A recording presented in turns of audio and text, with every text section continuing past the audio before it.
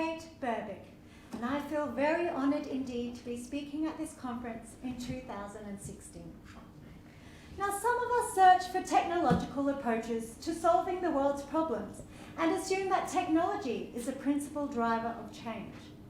Ironically, though, it is this type of innovation that has supported the economic core, not the periphery, and has fostered inequality and exclusion. How can we all get connected? Are we not already connected? Part of a greater whole? And if so, what is needed for that to be realised? And what would happen if it were?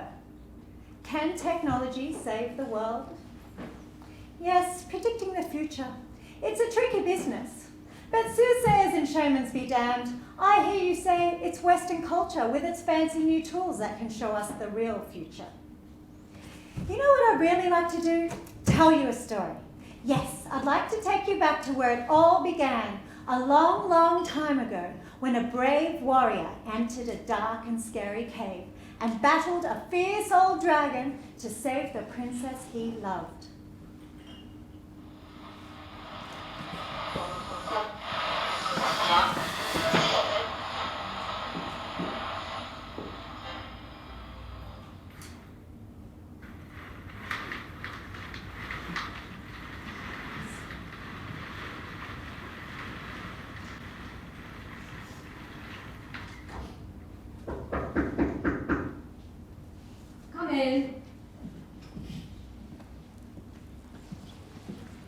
Hi, Jeanette. My name's Kate Burbeck. I'm a student in Philosophy 105, God, Freedom and Evil. Apparently I need to see you about getting an extension for an essay. Oh, okay. Take a seat. I've had this ear infection, you see. I wasn't able to get the essay finished in time. Shouldn't be a problem. I can give you a few more days. Thank you. Wow. What a great view you have from up here. You really do live in an ivory tower. We've met, actually. I'm a friend of your son's. Chris. Oh, yes. He's told me about you. Look, there's something else I wanted to talk to you about, actually. It's about Chris. He's very unhappy. Oh? Look, I know you want him to finish his arts degree, but his heart's just not in it. It's not his passion. His passion is for acting. He wants to be a performer. It's as if his own soul is on a stage and she's saying to him, Chris, are you out there? It's me. I'm up here. Come up and play. Don't be scared. And this academic study, it's like it's crushing his soul, and he feels pressured by you. Right. Okay. Chris just needs to apply himself with a little more discipline, and then he may get a better sense of what he wants to do. Perhaps I could show you something that I wrote recently. Sure, but I don't have much time.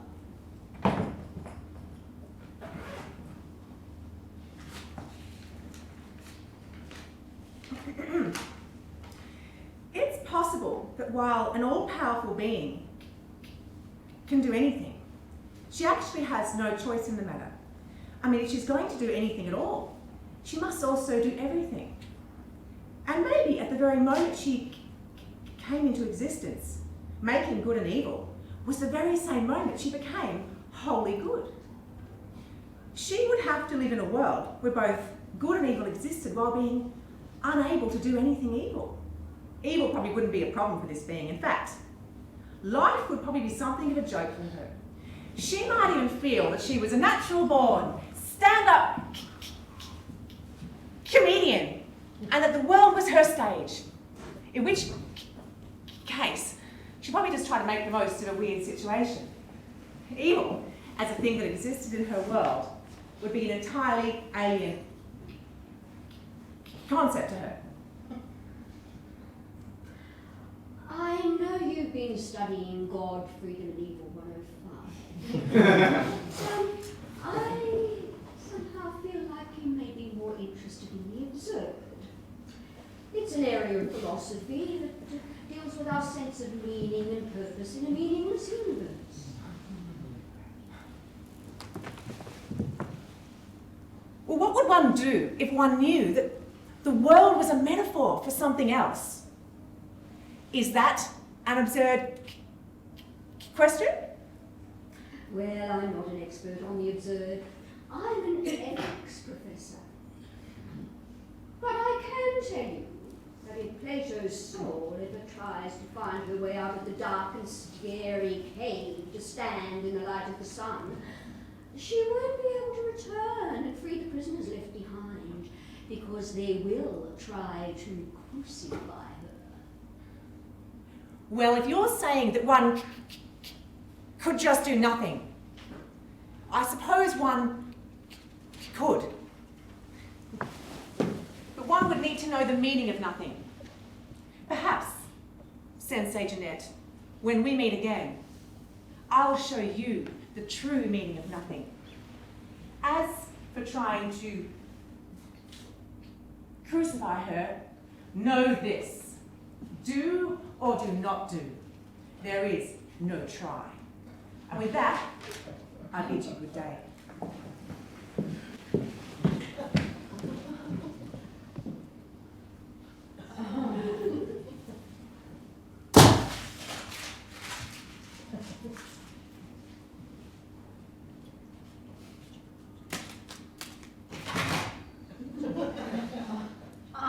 Perfect.